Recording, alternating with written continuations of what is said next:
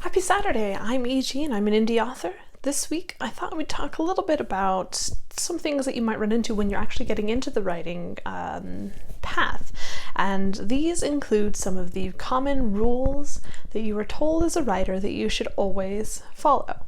Now, I have a few problems with authority. This is nothing new. It's kind of I've always been this way. So I question these rules and I want to know exactly why is it that I should follow these rules. So I'm going to go through some of the most common rules that I have seen on lists and across the internet, and I'm going to examine from a writing and language perspective what rules you should absolutely follow and what rules you can get away with tweaking and possibly ignoring completely. So for those of you who are trying to get into writing, you'll often find that it is not at all what you were taught in school, and that a lot of the rules that you were taught are applied in different ways or they don't apply at all, and it becomes kind of complicated and difficult to figure out what it is that you're actually trying to do as opposed to what it is that you were taught to do. Many of the grammatical rules of writing absolutely still apply, but not all of them, and many of the not quite so grammatical rules don't necessarily apply. So again, I went through a bunch of lists on the internet, and this is what I came up with. Rule 1. Sentences should be below 10 words in length on average. Okay, this one is a bit weird. So having a variety of sentence lengths makes the rhythm of your prose more interesting, and it makes it far more enticing to read, and it gives your mind something to grasp onto. If you have sentences that are always the same length, then you're going to get your readers bored very quickly. So however, this 10-word maximum, I guess it's 10 to 12 words really, but a 10-word maximum is seems a bit weird to me, because I have used sentences that are more than 10 words. I have used sentences with many commas that have done lists that are a whole paragraph. Now, this doesn't happen often, and my sentences definitely vary in length, and it depends on how complex the sentences are. But this rule seems a bit weird to me. So I have gone through and I looked at some of the classics, free classics that you can get that are out of copyright, and I went through and I put them through a word count tool, which I will link in the description box below, that shows you word count, average word length, average sentence length, unique words, monosyllabic words, polysyllabic words, and that sort of a thing. So I went through and I looked at a few different books. I looked at one of the books that I was reading for book reviews. I will not tell you which one because that would spoilers. But I also went through and looked at G.K. Chesterton's I think it was The Trials of Father Brown, I'm not sure. That one had an average sentence length of about 9.5. Okay, so these are classic books that should be, I would expect, longer sentences. So then I went through and I looked at Charles Dickens, I looked at David Copperfield, and that would have an average sentence length of I think 10.5, 10.2, something like that. I don't remember the exact number. No, G.K. Chesterton had an average, 9.5, and then Charles Dickens was 10.2, and then the book I was reading had an average sentence length of 10.5. And this was a more modern book as opposed to the classical books that I had looked at.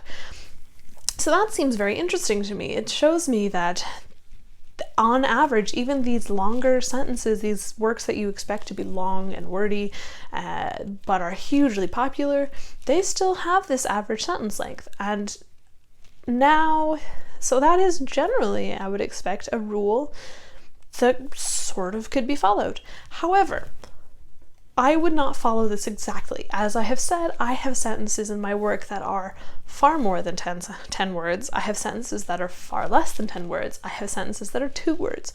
I have sentences that are a whole paragraph. I mean, it really is not a hard and fast rule. My suggestion is that you vary your sentence length. As long as they are relevant to the story and they have a point, then you are just fine. You don't need to worry about how long they are unless they become grammatically complicated and difficult to read. So rule 2 I saw was that you should not use big words or words that will confuse your readers because they are long and difficult to get through, multisyllabic, polysyllabic. And this one, okay, this one's just silly. Your readers are far more intelligent than you think, and if you have words that are only short and simple, your reader level is going to be very low, and you're not going to find that a lot of people are enjoying it because they're going to be bored. It's boring to have words that are just short and simple. If you use words that are short but maybe obscure or show something that is different, they're more unique, they don't get used all that frequently, that is so much better. If you have words that are varying in length, if you have words that are longer, then okay, that is fine too. Honestly, it's the same with the sentences. You want to vary your word length. You don't want words that are all simple. You don't want words that are all complex. You want something that is common for people to use, for people to see in their books that they read or in conversation, because you're sort of, with writing, you're mirroring reality. We no longer talk like they do in books that were written in the 1800s or the 1700s. So therefore we don't tend to write like that, like you would see in, say, a Jane Austen or a Emily Bronte. So just because we don't write with these words and styles all that frequently doesn't mean they're not useful, they're not still relevant. You can absolutely use longer words, you can absolutely use shorter words. Again, you want to vary it so that your reader is interested, so that they are being allowed to think, and they are seeing things that maybe push them a little. So my suggestion is, again, vary your word length. Don't just go with simple words, because then your reader level is going to be really low and you're not going to reach a wider audience. All right, rule 3. Now this one was a bit weird. This is specifically oriented, I saw, to writers who are beginners, and I felt a little bit weird reading it. I don't know if this, I think this is absolutely silly. So this rule says for beginners, you should only use adjectives that are relevant because they are size, they are color, and they are number. You don't want to give a whole lot of description. You just want to have very basic description, very basic narration with adjectives, and you don't want to overdo it. Okay, now I can see how overdoing it on adjectives, having huge numbers of adjectives to describe something, could be problematic. For example, the big, gray, tall, stone, old castle. All right, that's a bit much. But if you want to describe something like the old stone castle stood on the hill that was surrounded by moors of heath gray, and it was a cold, biting night when I approached this castle, okay, that's perfectly fine. I see no reason why you should be limited to your adjective use only in size, color, or number. That's just silly. These adjectives are meant to paint a picture. You're trying to tell your reader what's going on, tell them where they are, tell them how it feels. You want them to see this world that you're creating and this image and this scenery, and you can do that with the use of adjective. You don't have to be limited in your adjective use. Now, I can understand if you're being very minute and your adjectives are going down to the most intricate detail that we don't necessarily need to know. That could be problematic, but honestly, minimal description saying, oh yes, they were in a castle. Okay, yes, your reader can fill in the blanks, but if they've never been to a castle, if they only have a vague idea of what's going on, then they're going to get lost, they're going to get confused, and they're not going to be able to paint a great mental picture of what's going on. So this one, I would say absolutely, I don't care if you're beginner or advanced, break this rule. Now, rule number 4 is going to be something I would suggest you follow most of the time. This is talking about the use of active voice more than passive voice. Now, active voice is something like, she hit the ball, and passive voice, it would be, the ball was hit, and then you can add on the agent of that action, the ball was hit by her. Now, most of the time, active voice is going to be what you're going to use in your story because you want your characters to be doing the actions. You want them to be going off and fighting the wars. You want them to be hitting this ball. You want them to be doing the things that are happening in your novel. However, passive voice can be useful if you don't necessarily want to name an agent, or if the thing that it was done to is more relevant. For example, they arrived at the lab and the lab was ransacked. Ransacked by whom? We don't know, and that could be part of the mystery. This passive voice can be useful in saying, yeah, we want to leave a little bit of question there, or the fact that the lab was the thing that was ransacked is the most important aspect, as opposed to we don't really care who it was ransacked by. So 90% of the time, I would absolutely agree that you should use active as opposed to passive voice, and there are far more detailed videos talking about active and passive voice, which I will link in the description box below. You can do a whole lot with this, and it is sometimes very complicated. One tip that I have learned is if you can add "by zombies" onto something and it still makes sense, then you have used the passive voice. The dishes were done by zombies. The field was cleared by zombies. We were all killed by zombies. Those are all passive voice. Active voice is she hit the ball by zombies. Doesn't make sense.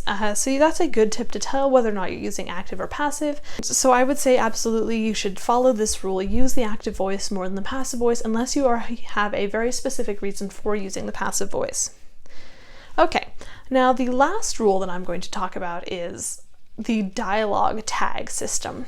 Now this is not so much a rule as it is guidelines or suggestions, but dialogue tags are hugely important. Now, you were probably taught in school that said is the one that you should never use because it's boring.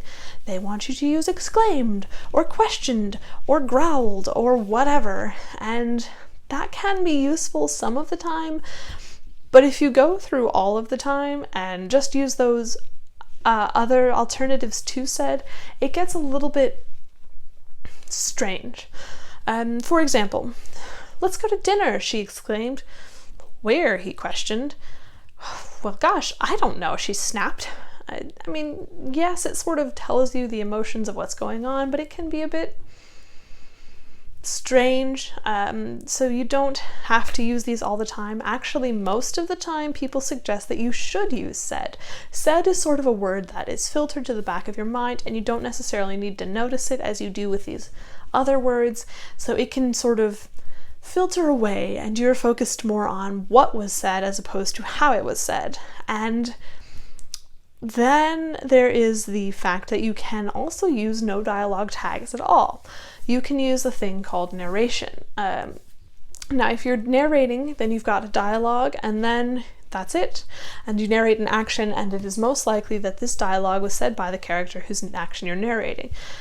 Again, there are more videos on this. I will link those in the description box below, and you should definitely go have a look at those. But most of the time, said is not dead. Use said unless you are narrating the action or you have a very specific reason for using something other than said. If you want to, say, portray an emotion that would be difficult to do with facial expressions, or if you want to make it very clear that it was being yelled, that sort of a thing. So absolutely said, except when narration or specific circumstances. Okay, so those are a few of the rules that are sort of suggested to new writers out there, and if you have any questions on these, please do let me know. I do have experience in all of this, and it's from a language perspective. I can give you a lot more details if you want, but I will also leave links in the description box below for any of these, and if you also have some other rules that you kind of want to go through and see what is valid and what is not, I am happy to do more discussions of rules. So I hope you have a great Saturday. Enjoy the weekend, and I will see you next time. Bye.